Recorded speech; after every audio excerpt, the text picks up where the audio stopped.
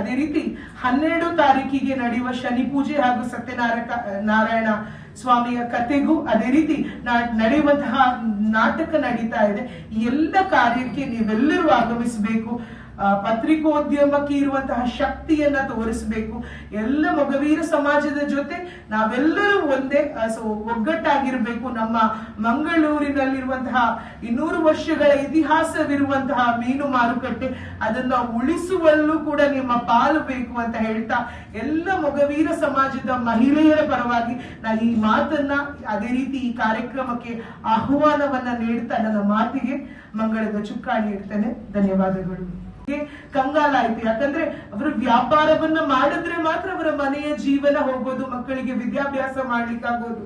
ಅದೇ ರೀತಿ ಅವರ ಆಗು ಹೋಗುಗಳಿಗೆ ಒಂದು ಬಲ ಇದ್ದಿದ್ದು ಆ ಮೀನು ಮಾರುಕಟ್ಟೆ. ಸ್ಥಳಾಂತರ ಮಾಡುವಾಗ ತುಂಬಾನೇ ಕಷ್ಟಗಳಾಗತ್ತೆ. ಪ್ರತಿದಿನ ಆ ಮಾರುಕಟ್ಟೆಗೆ ಹೋಗಿ ಮತ್ತೆ ಸ್ಥಳಾಂತರಿಸುವುದು. ಅವರ ಸ್ವಾಭಿಮಾನಿ ಹೆಂಗಸರು ಖಂಡಿತವಾಗಿ ಅವರ ಸ್ವಾಭಿಮಾನವನ್ನ ಬಿಟ್ಟು ಬೇರೆ ಮಾರುಕಟ್ಟೆಗೆ ಹೋದ್ರು. ಆದ್ರೆ ಮಟನ್ ಸ್ಟಾಲ್ ನ ರಕ್ತ ಅವರ ಮೇಲೆ ಚುಮ್ಮುತ್ತಾ ಇತ್ತು. ಅವರಿಗೆ ಆದಂತಹ ಕರೆಕ್ಟ್ ಆದ ಸೀಟ್ ವ್ಯವಸ್ಥೆ ಇರ್ಲಿಲ್ಲ. ಮತ್ತೆ ಅಲ್ಲಿಂದ ಬೇಸತ್ತು ಮತ್ತೆ ಹಳೆ ಮಾರುಕಟ್ಟೆಗೆ ಬಂದು ತಮ್ಮ ವ್ಯವಹಾರವನ್ನ ಮಾಡ್ಲಿಕ್ಕೆ ಶುರು ಮಾಡಿದ್ರು. ಮತ್ತು ಅವರಿಗೆ ಅಲ್ಲಿ ತುಂಬಾ ತಾಪತ್ರಯ ಆಯ್ತು. ಸರ್ಕಾರದಿಂದ ಬೇಲಿ ಹಾಕುವ ಪ್ರಯತ್ನಗಳಾಯ್ತು. ಆ ಸಮಯದಲ್ಲಿ ನಮ್ಮ ಹಿಂದೂ ಯುವ ಸೇನೆಯ ಅಣ್ಣಂದಿರು, ಸಹೋದರರು, ಈ ಸಹೋದರಿಯರಿಗೆ ತನ್ನ ಅಣ್ಣನ ಸ್ಥಾನದಲ್ಲಿ ಬಂದು ಈ ಹಿಂದೂ ಯುವ ಸೇನೆಯ ಇಡೀ ತಂಡ ಏನಿದೆ ನಮಗೆ ಸ್ವತಂತ್ರವನ್ನ ಅಂದ್ರೆ ನಮ್ಮ ಮಾರುಕಟ್ಟೆಯನ್ನ ನಮಗೆ ಹಿಂತಿರುಗಿಸುವಂತೆ ಮಾಡ್ಲಿಕ್ಕೆ ತುಂಬಾನೇ ಸಹಕಾರ ಮಾಡಿದ್ದಾರೆ. ಅವತ್ತು ಹಿಡಿದ ಸಹೋದರರಂತೆ ಹಿಡಿದ ಕೈಯನ್ನ ಇಲ್ಲಿ ತನಕವೂ ಬಿಟ್ಟಿಲ್ಲ. ಹಿಂದೂ ಯುವ ಸೇನೆಯ ಜೊತೆ ಸುಮಾರು 25 ವರ್ಷಗಳಿಗಿಂತ ಜಾಸ್ತಿ ನಾವು ಸ್ಟೇಟ್ ಬ್ಯಾಂಕ್ ಮಾರುಕಟ್ಟೆಯಲ್ಲಿ ಅದರ ಜೊತೆಗೆ ಅಲ್ಲಿನ ಸ್ಥಳದ ಒಂದು ದೈವಿ ಶಕ್ತಿಯನ್ನು ಕೂಡ ನಾನು ತಿಳಿಸಲೇಬೇಕು. ಯಾಕಂದ್ರೆ ಅವತ್ತು ಹೋರಾಟವನ್ನ ಮಾಡುವಾಗ ಬೇಲಿಯನ್ನ ಎತ್ತಿ ನಮ್ಮ ಹೆಣ್ಣು ಮಕ್ಕಳು ಸೀರೆಯನ್ನ ಮೇಲೆ ಎತ್ತಿ ಕಟ್ಟಿ ಹಾಕುವ ಬೇಲಿಯನ್ನ ಮತ್ತೆ ತೆಗಿತಾ ಇದ್ರು. ಆ ತೆಗೆಯುವಾಗ ಅಲ್ಲಿ ಏನು ಒಂದು ಅಶ್ವತ್ಥದ ಕಟ್ಟೆ ಇದೆ. ಆ ಅಶ್ವತ್ಥದ ಕಟ್ಟೆಗೆ ತುಂಬಾ ದೈವಿ ಶಕ್ತಿ ಇದೆ. ಅಶ್ವತ್ಥ ಕಟ್ಟೆಗೆ ಟೈರ್ ಅನ್ನ ಪೆಟ್ರೋಲ್ ಅನ್ನ ಹಾಕಿ ಸುಟ್ಟು ಬಿಟ್ರು. ಸುಟ್ಟಾಗ ಆ ಟೈರ್ ಅನ್ನ ಎತ್ತುವ ಪ್ರಯತ್ನ JCB ಬಂದು ತೆಗಿಲಿಕ್ಕೂ ಆದ್ರೂ ಅದಕ್ಕೆ ಆಗ್ಲಿಲ್ಲ.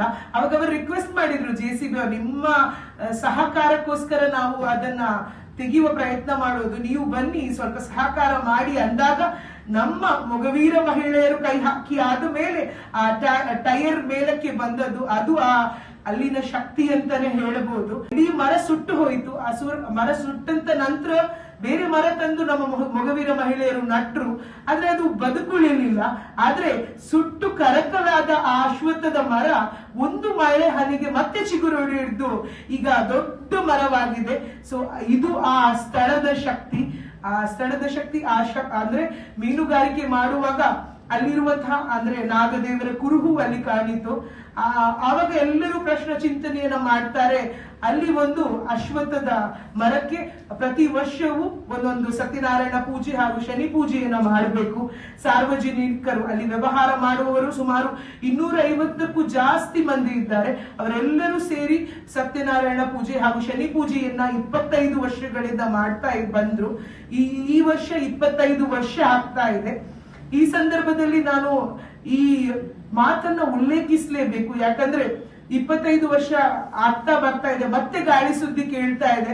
ಯಾಕಂದ್ರೆ ಮೀನು ಮಾರುಕಟ್ಟೆ ಮತ್ತೆ ಸ್ಥಳಾಂತರ ಮಾಡ್ಲಾಗುತ್ತೆ ಅನ್ನೋ ಮಾತು ಕೇಳ್ತಾ ಬಂತು. ಅವಾಗ ನಮ್ಮ ಮೊಗವೀರ ಸಮಾಜದ ಗುರು ಅಂತ ಹೇಳಿದ್ರೆ ಒಬ್ಬ ನಾಯಕ ಹೇಳಿದ್ರೆ ನಮ್ಮ ನಾಡೋಜಿ ಜಿ ಶಂಕರ್ ಅವರು. ಅವರ ಹತ್ರ ನಾವು ಹೋದ್ವಿ. ಅದಾದ ನಂತರ ಅವರಿಗೆ ತಿಳಿಸಿದ್ವಿ ಮತ್ತೆ ಸ್ಥಳಾಂತರ ಮಾಡುವ ಭಯ ನಮ್ಮಲ್ಲಿ ಶುರುವಾಗಿದೆ, ಆ ಮಾತು ಕೇಳಿಸ್ತಾ ಬರ್ತಾ ಇದೆ ಅಂತ.